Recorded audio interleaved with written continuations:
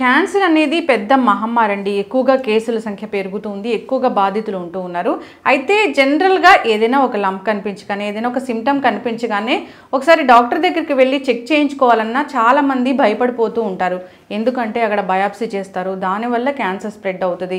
అక్కడ ఇచ్చే ట్రీట్మెంట్ చాలా భయంకరంగా ఉంటాయి. కీమోథెరపీ ఇస్తే చాలా ఇది క్యాన్సర్ కన్నా భయంకరంగా ఉంటుంది ఆ ట్రీట్మెంట్, ఇలా చెప్తుంటారు. చాలా సైడ్ ఎఫెక్ట్స్ ఉన్నాయి, ఇంకా రేడియేషన్ గురించి ఇలా చాలా అపోహలు ఉన్నాయి. వీటి గురించిన పూర్తి వివరాలు తెలుసుకుందాం. ఈరోజు మనతో పాటు ఉన్నారు ప్రముఖ surgical oncologist and Omega hospital founder and chairman doctor Mohan Vamsi గారు.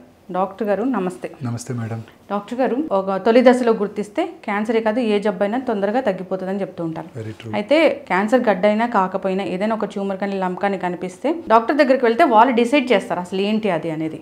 అయితే దానికోసం మీరు చేసేది బయాప్సీ ఇలాంటి టెస్టులు చేస్తారు. చేస్తే అది అవునా కదా తెలుస్తుంది. దానికోసం వెళ్ళాలన్నా ఇప్పుడు బయాప్సీ చేస్తే అది స్ప్రెడ్ అవుతుంది. క్యాన్సర్ కన్నా ట్రీట్మెంట్కి సైడ్ ఎఫెక్ట్స్ ఎక్కువగా ఉన్నాయని అపోహలు చాలా మందిలో ఉన్నాయి.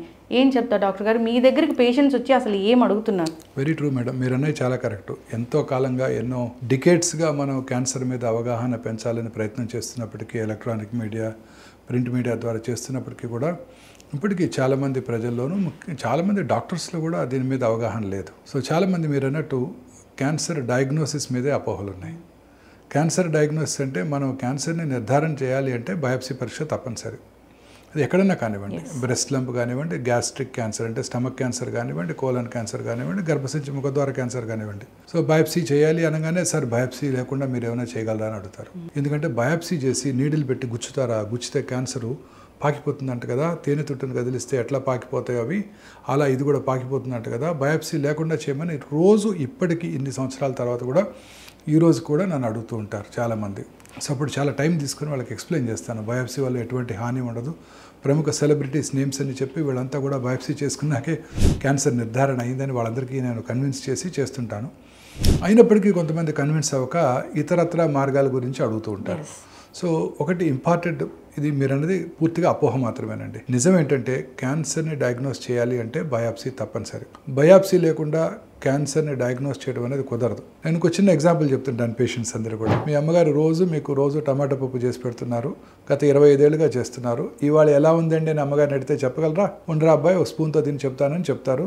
స్పూన్తో తినడం వల్ల పప్పు ఏమైనా స్పాయిల్ అయిపోతుందా? అవ్వదు. ఇది కూడా అంతే. బయాప్సీ చేయడం వల్ల ఎటువంటి డ్యామేజ్ ఉండదని నా పేషెంట్స్ అందరినీ కన్విన్స్ చేయడానికి ప్రయత్నం చేస్తుంటాను. అయినప్పటికీ కొంతమంది దానికి ఒప్పుకోరు. సో బయాప్సీ వల్ల ఎటువంటి హాని లేదు. బయాప్సీ వల్ల క్యాన్సర్ పెరగటము, క్యాన్సర్ అప్స్టేజ్ అవడం అనేది జరగదు. బయాప్సీ చేయడం ద్వారానే మనం క్యాన్సర్ని గుర్తించవచ్చు. బయాప్సీ చేసేది క్యాన్సరా కాదా తెలుసుకోవడం వరకే కాకుండా ఇప్పుడు ఆ బయాప్సీ స్పెసిమెన్ మీద అనేక న్యూ టెస్ట్ చేస్తున్నాం. ఇప్పుడు మనందరికీ తెలుసు క్యాన్సర్ అనేది ప్రతి పురుషుడిలో కానీ స్త్రీలో కానీ ఒక మ్యుటేషన్ వల్ల వస్తుంది.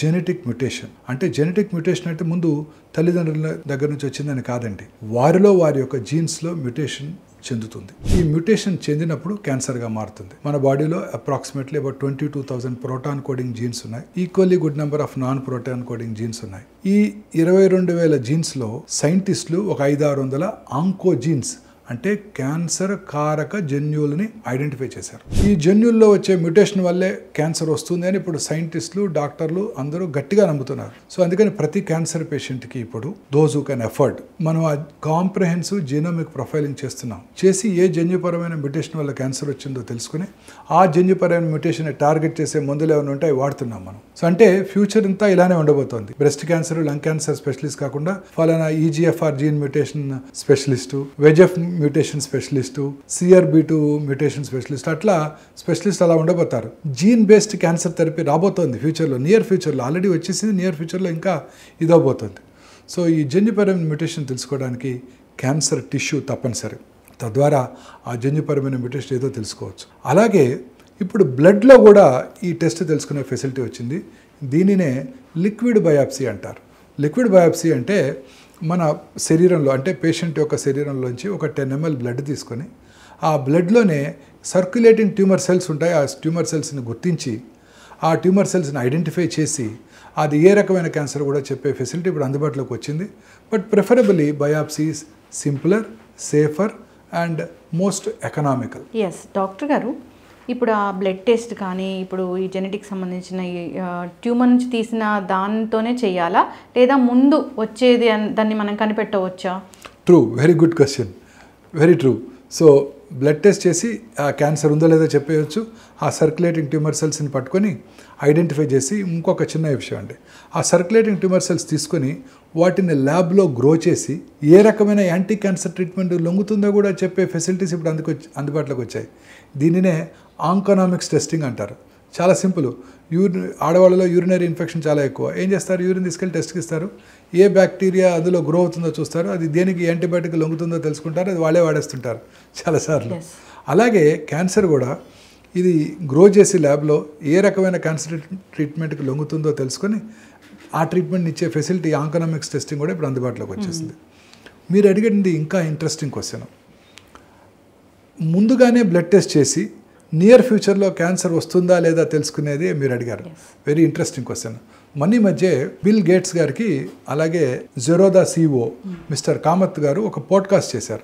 అందులో ఆయన అడిగారు, మీరు ఎలా మీ హెల్త్ కాపాడుకుంటారు అని బిల్ గేట్స్ని. ఆయన అప్పుడు చెప్పిందంటే, నేను లాట్ ఆఫ్ వైటమిన్స్ తీసుకుంటాను, దానికి there is no downside for it.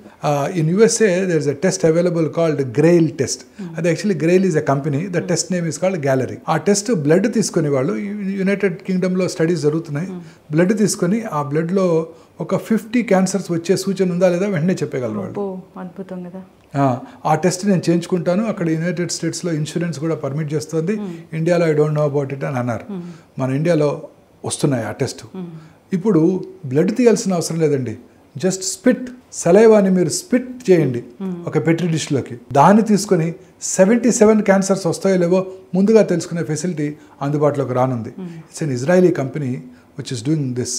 And ఇప్పుడు మనం తీసుకురాబోతున్నాం హైదరాబాద్లో కూడా దాన్ని అందుబాటులోకి. సో మీరు స్పిట్ చేసేసి నాకు 77 క్యాన్సర్లు వస్తాయో లేవో తెలుసుకోవచ్చు. విమెన్కి ఇన్ఫర్టైల్ విమెన్కి ఫెర్టిలిటీ వస్తుందో లేదో తెలుసుకోవచ్చు. ఏజింగ్ తెలుసుకోవచ్చు, మీ బయలాజికల్ ఏజ్. మీరు చూడటానికి ఎంత 35 ఉన్నారు, కానీ అసలు మీ ఏజ్ 40 ఏమో. మీరు అలా అంటే మీ ఏజింగ్ కూడా చెప్పేయచ్చు. దీన్ని లాంజివిటీ టెస్టింగ్ అంటారు. ఈ లాంజివిటీ టెస్ట్ అనేది చాలా ఇంపార్టెంట్. లాంజివిటీ మార్కర్స్ కూడా అందుబాటులో ఉన్నాయి. ఇది న్యూజిలాండ్లో చాలా పాపులర్ స్టడీ, డ్యూండిన్లో. ఇవన్నీ కూడా ఇప్పుడు అందుబాటులోకి రానున్నాయి. ఫ్యూచర్ అంతా ఇదే అవబోతుంది. జెనెటిక్ మ్యుటేషన్ కనుక్కొని క్యాన్సర్ వస్తుందో లేదో తెలుసుకోవచ్చు, క్యాన్సర్ రావడాన్ని ముందుగా పసిగట్టవచ్చు. వచ్చిన తర్వాత ఆ జెనెటిక్ మ్యుటేషన్ని టార్గెట్ చేసే మందులు ఇచ్చేయచ్చు. అంటే అన్నిటికీ మందులు లేవు, వచ్చేస్తాయి. ఫ్యూచర్ ఇలా ఉండబోతుంది. ఆ మందులతోనే క్యాన్సర్ని మనం క్యూర్ చేయడానికి అవకాశం ఉండబోతుంది. అప్పుడు సెల్స్ అనేవి గ్రో అవ్వకుండా ఉంటాయి, త్వరగా తగ్గిపోతుంది. సో పేషెంట్స్ కావాలనుకున్నట్టు బయాప్సీ లేకుండా బ్లడ్ నుంచే లిక్విడ్ బయాప్సీ చేసి చెప్పేయచ్చు అనమాట. ఎస్. అయితే డాక్టర్ గారు, ఇప్పుడు ఈ క్యాన్సర్ ఉందని తెలిసింది, దానికి మెడికల్ ఆంకాలజిస్టులు ట్రై చేస్తారు, ఈ కీమోథెరపీ అని అంటారు. కీమోథెరపీకి ఒకసారి వెళ్తే చాలా డౌట్స్ ఉన్నాయండి, చాలా అపోహలు ఉన్నాయి, చాలా భయాలు ఉన్నాయి. జుట్టు రాలిపోతుంది అని, శరీరం పీలగా అయిపోతుందని, చాలా సన్నగా అయిపోతారని, ఇలాగా. అసలు కీమోథెరపీ ఏ పేషెంట్కి ఇస్తారు డాక్టర్ గారు? ఏ క్యాన్సర్ ఉన్న వాళ్ళకి ఇస్తారా? అది నిజంగానే అంత డేంజరా?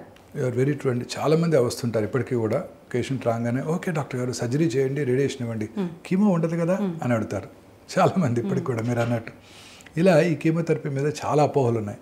కీమోథెరపీ క్యాన్సర్ కన్నా ప్రమాదకరమైంది, కీమోథెరపీ తీసుకోవడం కన్నా క్యాన్సర్తో చనిపోవడమే బెటరు, కీమోథెరపీ అంత భయంకరంగా ఉంటుందని అనుకుంటూ ఉంటారు. I don't call it a pleasant experience, but chemotherapy వల్ల వచ్చే సైడ్ ఎఫెక్ట్స్ అన్ని తగ్గించడానికి ఇప్పుడు అనేక రకాలైన ప్రీ మెడికేషన్ అందుబాటులోకి వచ్చింది. కీమో ఇచ్చే ముందే ఆ ప్రీ మెడికేషన్ ఇవ్వడం ద్వారా కీమోథెరపీ అసోసియేటెడ్ నాజియా, వామిటింగు, అలాగే వైట్ సెల్స్ తగ్గటము, అంటే WBC కణాలు, తెల్ల రక్త కణాలు తగ్గిపోవటం, వీటన్నిటిని ప్రివెంట్ చేయడానికి ముందుగా మెడిసిన్స్ అందుబాటులోకి వచ్చాయి. కీమోథెరపీ వలన హెయిర్ లాస్ ఉంటుంది. Yes, very correct. Scalp is hair is rapidly growing. All rapidly growing tissues get affected. So hair ఒకటి ఎఫెక్ట్ అవుతుంది. ఇప్పుడు కొత్తగా స్కాల్ప్ కూలింగ్ సిస్టమ్ అందుబాటులోకి వచ్చింది. Very interesting hypothesis. అదేంటంటే డ్యూరింగ్ కీమోథెరపీ ఈ మెడిసిన్ స్కాల్ప్లో ఉన్న బ్లడ్ వెసల్స్ ద్వారా హెయిర్లోకి వెళ్తుంది. సో ఆ కీమోథెరపీ టైంలో, during the course of chemotherapy, ఆ స్కాల్ప్ని ఒక స్పెషలైజ్డ్ క్యాప్ పెట్టి కూల్ చేస్తారు. కంటిన్యూస్గా కూల్ చేసినట్టయితే స్కాల్ప్కి రక్త ప్రసారం తగ్గిపోతుంది, తద్వారా హెయిర్ ఊడదేమోనని ఆశ. Yes, very correct, very interesting. ఆ ఐడియా నాకు రాలేదు, ఎందుకని 30 ఏళ్ళుగా ప్రాక్టీస్ చేస్తాను, నా మనసులో ఎప్పుడూ ఉంటుంది. సో ఒక అమెరికన్ సైంటిస్టు ఐడియా చేశారు, వెంటనే ఎక్విప్మెంట్ పెట్టడం జరిగింది.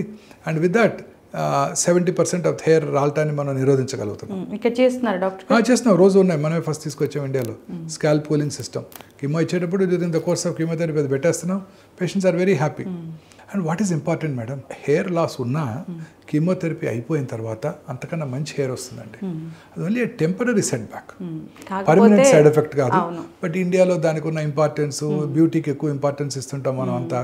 తెలిసిపోతుందేమోనని భయం, తెలిసిపోతుందేమో భయం, చాలా ఇదొక ప్రాబ్లం. చెప్పుకోవడానికి కూడా భయపడతాడు. ఎవరికి తెలియకుండా వస్తారు, ట్రీట్మెంట్ తీసుకుంటారు, వేరే ఊరి నుంచి ఇక్కడికి వచ్చి ట్రీట్మెంట్ తీసుకొని వెళ్ళిపోతుంటారు.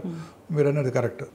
ప్రజల్లో మిగతా వాళ్ళకి తెలుస్తుంది అని ఒక భయం మనలో ముఖ్యంగా తెలుగు ప్రజలు ఎక్కువగా చూస్తున్నాం. సిటీస్లో తక్కువ, కానీ అర్బన్ సెమీ అర్బన్ విలేజెస్లో చాలా కామన్గా చూస్తున్నాం. You are right.